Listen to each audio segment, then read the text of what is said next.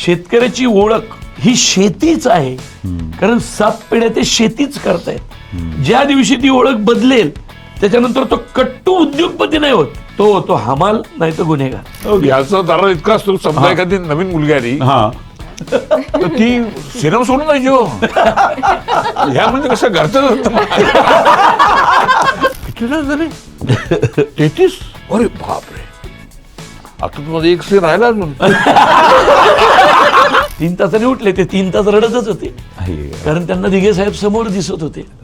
म्हणजे इथे नमस्कार मी कोणाला म्हणू हा प्रश्न आहे, पण नमस्कार म्हणण्याआधी संपूर्ण महाराष्ट्राच्या वतीने आणि ॲक्च्युली आता मी म्हटलं पाहिजे की संपूर्ण विश्वाच्या वतीने मी जर इथे सादर चरणस्पर्श नाही केलं तर माझे आवडते मित्र आणि सर्व महाराष्ट्र माझ्यावर रागवणार आहे. हे पुन्हा मी सादर चरणस्पर्श करतो त्या स्वामीजींना ज्यांनी महाराष्ट्र चित्रसृष्टीला आणि आम्हाला एक नवीन दिशा दिलेली आहे. मोहन जोशी, पण आम्ही प्रेमाने त्यांना मोजो बोलतो. मोजो, तुमचं आमच्या स्टुडिओमध्ये स्वागत आहे. थँक्यू. नमस्कार. जितुराज समवेत द लेजंड मोजो आणि प्रवीण तरडे आणि स्नेहलताई तरडे आमच्या स्टुडिओमध्ये आहेत. सर्वप्रथम प्रवीण आणि स्नेहलताई, तुम्ही आता भरपूर स्टुडिओला जाता, भरपूर असे आरजेज विजेजला भेटता, इथं कसं वाटतंय बसून? दरवेळी एकतर रेडिओ मिरचीला येताना किंवा याला आम्हाला मजा येते, कारण काय असतं माहितीये का, आवाज ही पहिली ओळख असते वा कुठल्याही माणसासाठी, आणि नुसत्या आवाजावरती करिअर उभी करणारी माणसं खूप मोठी आहेत असं माझं मत आहे. कसं कसं व्हिज्युअल मीडियमला दृश्य असतं समोर, एक त्याला मेमरी असते, एक कनेक्शन असतं, पण फक्त आवाजाच्या जीवावर प्रेक्षकांना धरून ठेवणे सोपी गोष्ट नाही. म्हणून तुम्हाला सगळ्यांना हॅट्स ऑफ. क्या बात आहे. खरंच तुमचं पण. मी फार कमी वेळेला असं बोलतो की रेडिओ मिरचीच्या स्टुडिओची शान वाढली आहे, आमच्या आरजेची शान वाढली आहे. सद्य परिस्थितीमध्ये ज्या प्रकारे देऊळबंद 2 याने घराघरांमध्ये महाराष्ट्रामध्ये एक वेगळ्या प्रकारची चळवळ, हा शब्द बरोबर आहे की नाही मला माहिती नाही, तुम्ही सांगा, पण हृदयामध्ये चळवळ केलेली आहे ह्या चित्रपटाने. आपण प्रवीणला विचारलं, प्रवीण जेव्हा देऊळबंद 1 केलं होतं तुम्ही, तेव्हा असं म्हणजे असं वाटलं होतं का की इतक्या मोठ्या प्रकारची क्रांती मराठी चित्रसृष्टी किंवा चित्रसृष्टीमध्ये हा चित्रपट घेऊन येईल? मी उत्तर देऊ? हो मोजो. त्यांनी पहिल्या दिवशी सांगितलं होतं हां, दिस इज पहिल्या देऊळबंद 1च्या शूटिंगच्या वेळेला, ओके, की देऊळबंद 2 आपण करतोय, शेतकऱ्याचा प्रॉब्लेम, आणि ते पिक्चर सगळ्यात हिट होणार. 11 वर्षापूर्वी बोललो होतो. 11 वर्षापूर्वी. वा, म्हणजे इतकं कॉन्फिडन्स 2015 झाली पहिल्या चित्रपटात. मला मुळशी पॅटर्नच्या आधी मला हा करायचा होता. हो खरंच. ओ पण मुळशी पॅटर्न आधी झाला. मुळशी पॅटर्न आला. हां, आणि मुळशी पॅटर्नने मराठी चित्रसृष्टीचा चेहरा बदलून टाकला.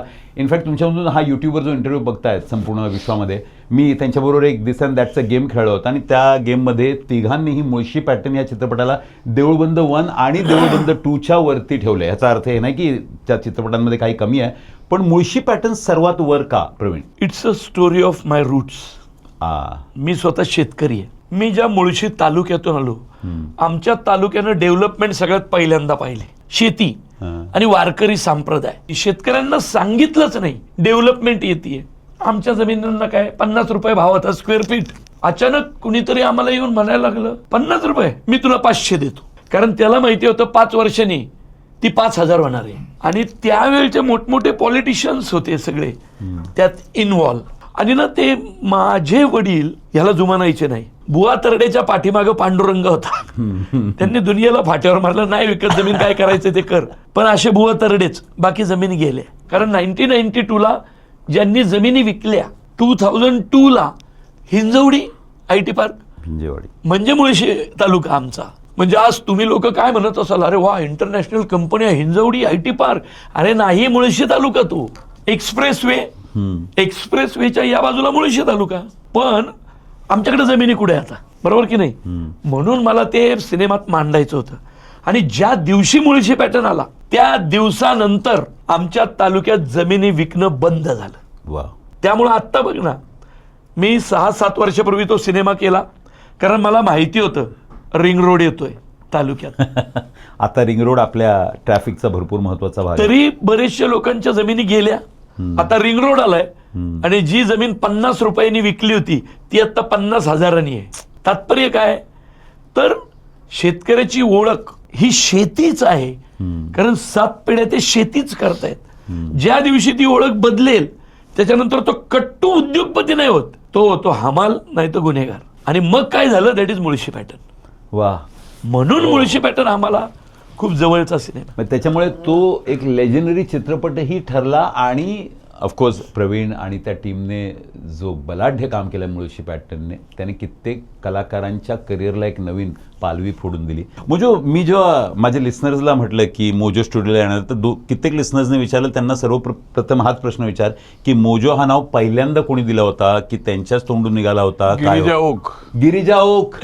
गिरिजा ताई. अच्छा, हा बरं झाला हा प्रश्न आला. इतिहास केव्हा काय झालं होतं? आम्ही जेव्हा नाटकाची तालीम करत होतो त्यावेळेला तीच चाललं हा. होतं गिरिजा की मोजो म्हणजे मोजो काय बात करते मोहन जोशी असं.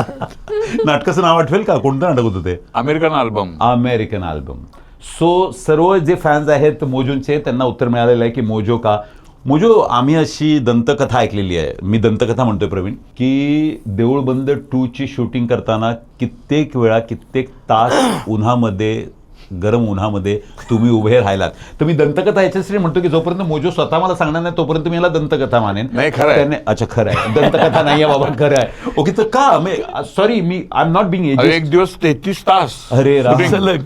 आम्हाला जमत नाही की कसं मोजो, म्हणजे सर्व उभरत्या अहो, कसं artist ला- म्हणजे पाठीमागे हे होते आमच्या.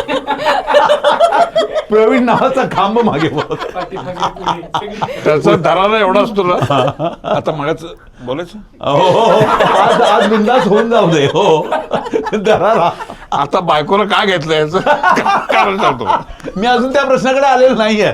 याचा दरारा इतका असतो, समजा एखादी नवीन मुलगी आली हा, तर ती सिनेमा सोडून जायची हो. ह्या म्हणजे कसं घरचं म्हणजे सांगताय कोणाला?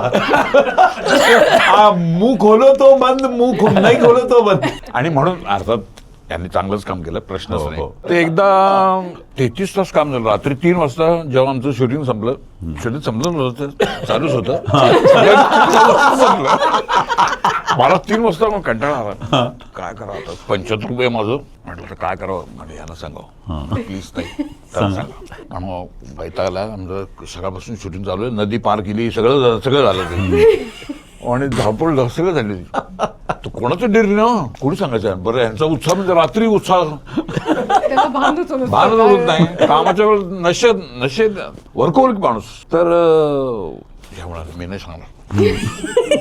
असं कसं म्हणत तुम्ही मिस्टर तुमचे सांगा, असं ना काय.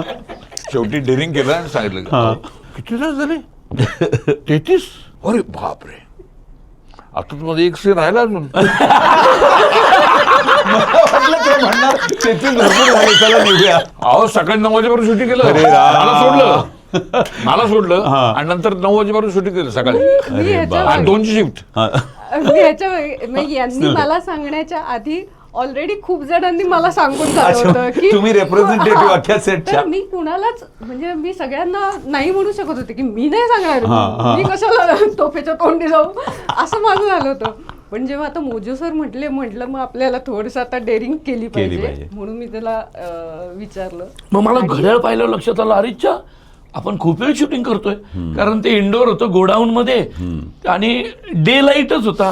कारण दिवस आलेलं, परत रात्र आली, तो लाईट बदलला, नाईटचा केला. मी माझंच चालू होतं Strike नाही झालं. जेव्हा मला कळल्यावर म्हटलं ओके ओके ओके मोजो तुम्ही एकटेचा बाकी थांबा. आणि मग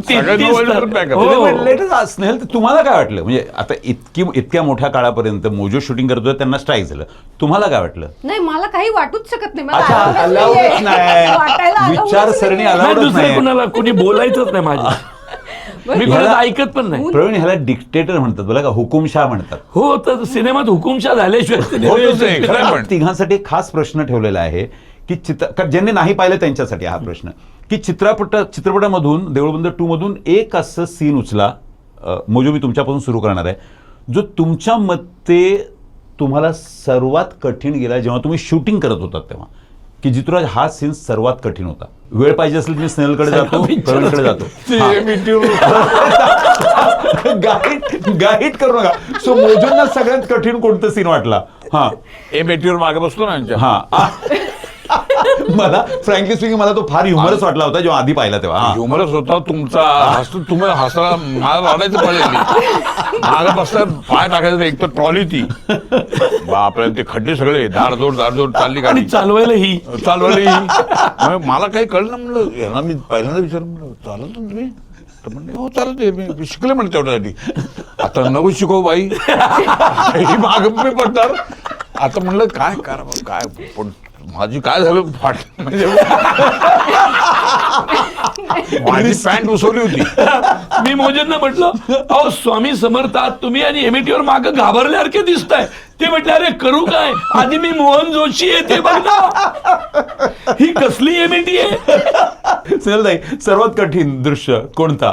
त्यांना घेऊन येते मी घरी, बरोबर. ओ हो त्यानंतरचा. हो हो हो हो हो. तो सगळ्यात कठीण होता. म्हणजे क्या मला बात है. म्हणजे एकूण तो चित्रपटाचा जो गाभा, जो जीव, जो सस्पेन्स, तो सगळा तिथे रिव्हील होणार होता. असा हात आणि- करतो तो. हा, हा, हा, हा. तो सीन. प्रवीण, तुमच्याकडे एक सीन जो सर्वात कठीण आहे. मला सगळ्यात शेवटचा, मोजोंच्या खांद्यावरती रफिक, आई ग. जो पिक्चरचा सगळ्यात हायलाईट सीन आहे.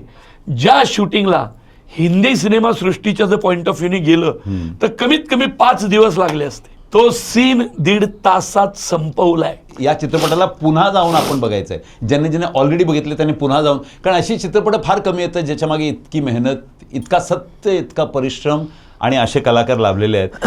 पण ती अफवा बरोबर आहे का की ह्याचे 11 भाग येणार आहेत? अफवा काय, आमच्या प्रोड्युसरनी हा, डिक्लेअरच केलंय. 11 पहिल्या मुहूर्ताला पहिल्या म्हणजे पहिले 10 वर्षापूर्वीच डिक्लेअर केलंय. 10 वर्षापूर्वी आमची पहिली गेट टुगेदर होतं आमचं. हा, तेव्हा मी declare तारीख केलं सांगतो, त्यांनी. मोजो तारीख सांगतो, 24 जानेवारी 2016. पण आता 11 भाग जेव्हा येतील, सॉरी मला माहित नाही, 11वा भाग येईल तेव्हा मी असेन की नाही जगामध्ये मला माहित नाहीये. म्हणजे 11 भाग म्हणजे आणखी कमीत कमी 10 वर्ष तरी मोजूया दादा. बस. पण देऊळबंद 3च्या अगोदर आणखी एक चित्रपट आहे, मुळशी पॅटर्न 2. मुळशी पॅटर्न 2. मला आता हा रॅपिड फायर क्वेश्चन आहे. पहिल्या पिक्चर पासून जो तुम्ही नसेल बनवला त्या चित्रपटापासून देऊळबंद 2 पर्यंत सगळ्या चित्रपटाचे नाव 5 सेकंदात घ्यायचे. म्हणजे मी बनवलेलं नाही पण काम केलं ते. हा हा, सगळे चित्रपट ज्याच्यामध्ये प्रवीण हा नाव आलेला आहे कास्ट मध्ये. रेडी व्हा. पहिलं देवी अहिल्या, 1, अनाहत, रास्ता रोको, 2, 3, अडगुळ मडगुळ, 4, हरिश्चंद्राची फॅक्टरी, 5, कुटुंब, 6, रेगे, 7, देऊळबंद, 1. मुळशी पॅटर्न, सरसेनापती हंबीरराव, कोकणस्थ, धर्मवीर 1, धर्मवीर 2, देऊळबंद 2, बलोच, केवढे विसरतोय. नटसम्राट. नटसम्राट. अच्छा आहे अजून boss. एवढी तरी आहे. अच्छा आहे बॉस. नाही नाही, बरोबर. राजकारण. हा, राजकारण. राजकारण. धर्मवीर एकनाथरावजी शिंदे, आदरणीय उपमुख्यमंत्री एकनाथ शिंदेंना बघायचा चान्स मिळाला का? सिनेमा रेडी झाल्यानंतर आधी त्यांनी एकट्याने पाहिला. क्या बात आहे. ते बसले होते धर्मवीर 1 पाहिला हा की योग्य आहे की नाही. हा. 3 तास झाले, हम्म. 3 तासाने उठले. ते 3 तास रडतच होते, आहे. कारण त्यांना दिघे साहेब समोर दिसत होते, राईट. रडत होते. हम्म. आम्ही म्हटलं कसं वाटलं, ते म्हटले नाही मी रडतच होतो कारण मला माझे दिघे साहेब दिसत होते इतक्या वर्षांनी समोर. नाही म्हटलं पण हे सगळं योग्य आहे का? ते म्हटले मला नाही आठवत. सिनेमा पाहिलाय, मला खूप आवडला. अहो म्हटलं पण आपल्याला ते फायनल करायचं ना, हे सगळं योग्य आहे की नाही. मग मला परत बघावं लागेल. परत पाहिला, पुन्हा साहेब रडले. आई ग. ते म्हटलं आता मला काही बघायचं नाही, पिक्चर करून टाक. तुम्ही म्हणजे माझ्याकडनं सँक्शन. क्या बात आहे की कित्येक यंगस्टर्स जे इंस्टाग्रामवर असेल त्यांना माहित नसेल की मोजो हे फक्त मराठी नाही, एक जे रामसेतू असतं हिंदी मराठीमधलं त्यांच्यामधले एक आहेत आणि हिंदी भरपूर गाजवून ठेवलेलं आहे. म्हणजे मी एखादा हिंदीचा प्रश्न नाही विचारला तर तुमचे जे ओरिजिनल फॅन्स आहेत माझ्यासारखे ते रागवतील. तर हिंदी आणि मराठी चित्रसृष्टीमध्ये असं बुनियादी फरक काय असेल? श्रीमंत आणि गरिबी एवढाच फरक आहे. Correct आहे. एवढं फरक आहे? हो. तिथे एक सीन एका दिवसात होतो, इथे म्हणजे एका दिवसात 33 तास. हिंदीमध्ये सकाळी 9 वाजता 12 सुरू होतं. बरोबर. हिंदीमध्ये केलेला सर्व मृत्यूदंड मला फार आवडलेला आहे. पण लेट मी आस्क मोजो, तुमच्यासाठी जर मी 2 फक्त उचलायला सांगितले हिंदीमधले तुमचे सर्वात आवडते चित्रपट जे तुम्ही केलेत तर कोणते असतील? वास्तव वास्तव आणि गंगाजल. मृत्यूदंड. मृत्यूदंड. हो. Yes, I am right. Mahesh Manjrekar, क्या बात आहे. Prakash Jha. Prakash Jha, yes that is. म्हणजे महेश मांजरेकर वास्तव 2, 3 बनवलं पाहिजे. नाही बनवत नाही. नाही महेशजी त्यांचं मूडवर असतं. त्यांच्या मूडवर गुरुजी महेश, म्हणजे आमची रिक्वेस्ट आहे बघा तुम्हाला मी जमतंय का? महेशजींचा असिस्टंट डिरेक्टर होतो. हो कोकण असतं सिनेमाला. ज्यांनी चित्रपट पाहिलेला नाहीये, मराठी चित्रपटाचा इतिहास जे परिवर्तित करणारा चित्रपट त्यांच्यामधला एक चित्रपट आहे. बट कारण आता चित्रपट थिएटरमध्ये भरपूर चालतोय, संपूर्ण महाराष्ट्राला दणावून सोडलेलं आहे. ज्यांनी नाही पाहिलंय त्यांना मी तुम्हा तिघांना 30-40 सेकंदामध्ये सांगणार आहे का पाहिलं पाहिजे. सभागृहात जाऊन, OTTवर येण्याची वाट बघू नका, सभागृहात जाऊन का पाहिलं पाहिजे असेल ते तुमच्यापासून सुरू करूया. का थिएटरला जाऊन पाहिलं पाहिजे चित्रपट? आपलं ना इथे या चित्रपटामध्ये महाराष्ट्राच्या ज्या डोंगर रांगा दिसत आहेत ना त्या मोबाईलच्या स्क्रीनवर पाहण्यासारखी गोष्ट नाहीये. ते थिएटरला लार्जर दॅन लाईफ वा, वा. पाहण्याची गोष्ट आहे. ते ऊन, तो एक वाळलेलं गवत, खरंय.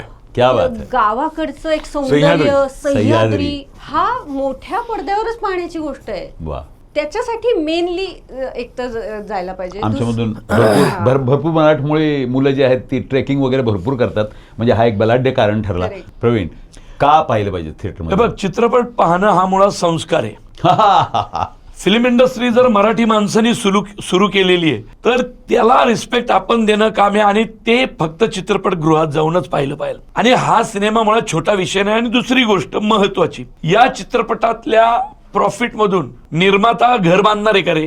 नाही, त्यांना सांगा ह्या चित्रपटाच्या प्रॉफिटचं काय या करणार? चित्रपटात आता 84 कोटीवर आहे आज सिनेमा. 84-85 100 कोटी होईलच लवकर. किती 150 कोटी जरी झाला तरी जेवढा प्रॉफिट येणार तो सगळा प्रॉफिट आम्ही आत्महत्याग्रस्त शेतकऱ्यांच्या मुलामुलींच्या शिक्षणासाठी डोनेट करणार. क्या बात, क्या बात. आणि जर तुमच्या तिकिटातले निम्मे पैसे कुठल्या तरी प्रोड्युसरला मोठं करण्यासाठी नाही तर शेतकऱ्याच्या पोरांच्या शिक्षणासाठी जात असतील तर तो सिनेमा मोबाईलवर का बघायचा? क्या बात आहे. तो आणि थिएटरमध्येच जाऊन बघा. आज स्वामी समर्थाच्या रूपांमध्ये मोजो आमच्या समोर बसलेत. आपण मोजोंना विचारूया, मोजो तुम्हाला काय वाटतं? तुमचे इतके चित्रपट आहेत, त्याच्यामधून हा चित्रपट सभागृहात जाऊन का पाहिलं पाहिजे तुमच्या फॅन्सने? केवळ यांच्यासाठी. क्या बात, यांनी केली मेहनत आणि यांनी लिहिलं स्क्रिप्ट. Absolute great. क्या बात आहे. देऊळबंद 2 मराठी चित्रसृष्टीचा चेहरा बदलतोय हे आम्हा सर्वांना माहिती आहे, पण त्याच्याशिवाय मोजोंच्या जीवनातला एक फार महत्त्वाचा चॅप्टर ठरलाय. आणि आम्हा सर्व चित्रपट रसिकांसाठी हा चित्रपट एक नवीन मापदंड ठरणार आहे. कित्येक वर्ष लागतील ह्या चित्रपटाच्या सक्सेस स्टोरीला पुन्हा रिपीट करायसाठी. त्याच्यासाठी पुन्हा देऊळबंद 3च येईल याच्या सक्सेसवर मात करण्यासाठी. बट फॉर नाव या चित्रपटाला आपण मिळून सक्सेसफुल करूया, आणखी मोठं करूया. आणि चालू आहे आणि थिएटरमध्ये. थिएटरमध्ये चालू आहे, जाऊन बघायचं आहे. थँक्यू सो मच, तुम्ही स्टुडिओला आलात, आमचं मान वाढवलं. मोजो, पुन्हा चरणस्पर्श. जय हिंद, जय महाराष्ट्र आणि जय स्वामी समर्थ. स्वामी स्वामी स्वामी. स्वामी.